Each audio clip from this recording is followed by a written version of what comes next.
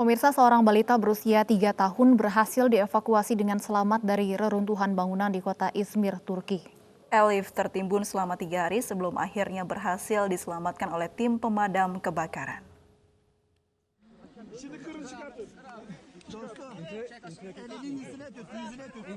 Inilah detik-detik penyelamatan seorang bocah berusia 3 tahun dari bawah reruntuhan bangunan di kota Izmir, Turki.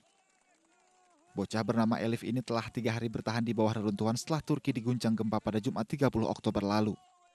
Elif masih merespon ketika tim penyelamat berupaya mengeluarkannya dari bawah reruntuhan.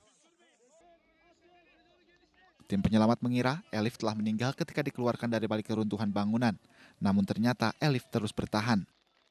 Ibu dan 2 saudaranya diselamatkan 2 hari sebelum Elif ditemukan, sementara kakaknya dilaporkan meninggal dunia. Elif pun langsung mendapat perawatan pertama sebelum dibawa ke rumah sakit.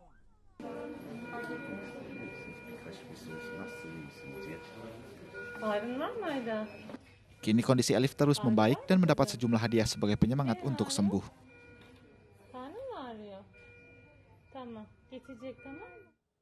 Pemirsa, kepolisian Austria memperketat pengamanan di lokasi penembakan di pusat kota Wina, Austria. Dalam peristiwa itu, 4 orang meninggal dunia. Patroli di lokasi penembakan di pusat kota Wina, Austria. Kepolisian telah menutup sejumlah area untuk mencari pelaku penembakan. Peristiwa penembakan terjadi beberapa jam sebelum Austria memberlakukan aturan nasional guna menghentikan corona. Dalam kejadian ini, Kanselir Austria Sebastian Kurz mengatakan 4 orang yang meninggal dunia terdiri dari 2 lansia, 1 remaja, dan 1 penjaga restoran. Sementara 22 orang mengalami luka dan peristiwa ini pun mendapat kecaman dari sejumlah pemimpin di Eropa.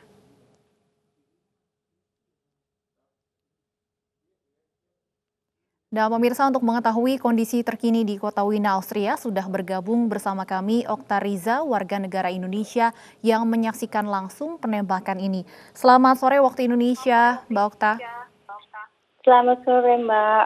Iya, Mbak Okta, ini menyaksikan langsung terjadinya penembakan. Bisa diceritakan seperti apa pada saat itu kondisinya? Waktu itu kondisinya kita kan lagi makan malam ya, jam makan malam itu memang sekitar jam 20.30-an itu di poin terakhir di area Graben. Jadi Graben itu pusat sentralnya kota Vienna ya. Banyak restoran besar memang, terus emang semua orang tuh lagi di luar karena cuaca bagus. Waktu kejadian itu kita nggak sempat mendekat atau melihat langsung ya, jadi begitu mendengar itu hampir semua orang tuh lari, apalagi kita kebetulan posisi waktu itu makannya lagi di luar restoran, jadi memang ngedenger nyaksiin banget gitu, maksudnya ngedenger kericuannya banget. Kalau yang di dalam restoran itu mungkin mereka nggak begitu ngeh ya, karena yang crowded itu yang memang benar-benar di luar.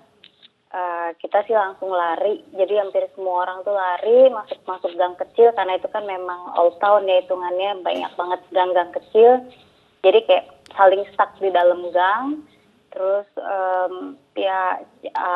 cari perlindungan masing-masing ya, karena kan itu sirene polisi juga tambah ngedeket, jadi kita ngejauh dari sirene karena kita nggak biasa berkerumun di sirene kayak maksudnya. Baik, kalau kondisi terakhir saat ini di sana seperti apa? Kalau sekarang itu, karena aku itu baru keluar dari tempat berlindung itu kan kemarin siang, itu waktu aku pulang itu kota masih ditutup. Kalau aku sendiri memang masih belum berani keluar ya, karena mungkin masih shock. Kalau yang aku pantau dari berita itu di kota, di pusat sentral, pusat kejadian itu sampai sekarang masih dikontrol sama polisi ya. Dan maksudnya bukan polisi biasa, polisi berlaras panjang ya, yang itu kayak pemandangan nggak lazim lah di Wien, karena nggak pernah ada kayak gitu di Wina. Masih ditutup, masih banyak tempat yang ditutup, toko-toko juga memutuskan ditutup, karena kebetulan kan ini lockdown juga, jadi kayak bar, resto, banyak tempat yang tutup ya, dan kalau yang toko-toko buka, most of itu memilih masih menutup. Karena masih cari aman ya dari kejadian kemarin. Tapi ada larangan untuk warga keluar rumah atau tidak, Mbak Okta?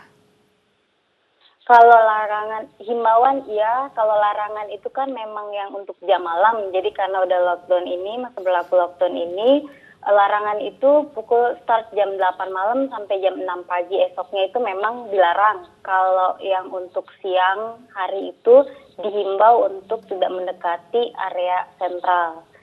Jadi lebih ke himbauan, tapi most of mungkin orang sini nggak akan nekat, maksudnya belum berani keluar kayaknya. Kalau Dari Kedutaan Indonesia sendiri ada himbauan, Mbak? Dari Kedutaan Indonesia ya memang kita dihimbau untuk menjauh dari area first district itu. Jadi memang sama sih himbauannya ya. Baik. Terima kasih Mbak Oktariza Khadijah sudah bergabung dan berbincang bersama kami di Anyus Sore. Sehat selalu Mbak Okta. Pemirsa, kita kembali ke informasi lain. Ratusan buruh dari Federasi Serikat Pekerja hingga menggelar nonton bareng sidang perdana uji materi Undang-Undang Cipta Kerja. Mereka bertekad akan selalu menggelar nonton bareng setiap sidang digelar. Sekitar 100 orang buruh yang tergabung dalam Federasi Serikat Pekerja Singapura Bangsa (FSPS) duduk berbaris dengan tertib sesuai protokol kesehatan di kawasan Monas, Jakarta Pusat. Kehadiran Serikat Pekerja hari ini untuk menobar atau nonton bareng sidang perdana uji materi Undang-Undang Cipta Kerja di Mahkamah Konstitusi. Pada pukul 15 sore, sidang pemeriksaan berkas gugatan Undang-Undang Cipta Kerja telah selesai. Mereka akan kembali menggelar nonton bareng pada sidang berikutnya.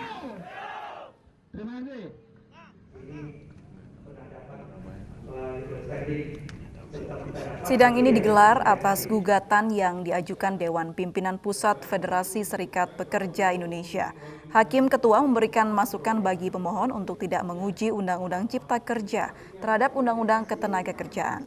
Pasal-pasal yang dilaporkan sebaiknya diuji dengan Undang-Undang Dasar sehingga dapat memperoleh kesimpulan apakah Undang-Undang Cipta Kerja benar melanggar konstitusi.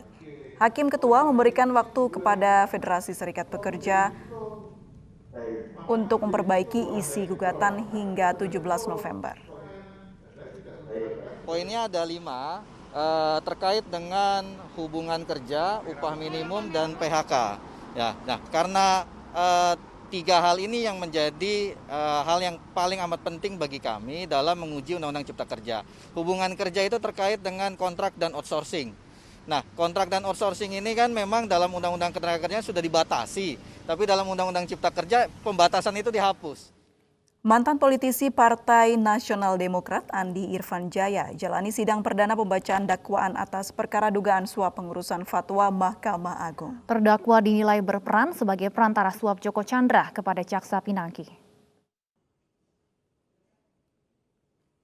Jaksa penuntut umum menguraikan dakwaan secara kumulatif. Andi didakwa sebagai perantara suap yang memberikan uang dari Joko Chandra untuk Jaksa Pinangki Sirna Malasari. Berdasarkan 10 action plan yang telah disusun secara bersama-sama, diketahui suap sebesar 500 dari $1 juta yang dijanjikan Joko Chandra diberikan kepada Pinangki melalui terdakwa. Suap bertujuan agar pidana yang dijatuhkan pada Joko Chandra tidak bisa dieksekusi sehingga Joko Chandra dapat kembali ke Indonesia tanpa menjalani hukuman. Dengan tim penasihat hukum yang dibuat oleh semuanya, ya. Jadi seperti itu ya. Oke. Pejamret HP yang videonya viral di media sosial ditangkap unit Jatanras Polres Jakarta Utara. iNews Sore akan kembali dengan informasi selengkapnya sesaat lagi.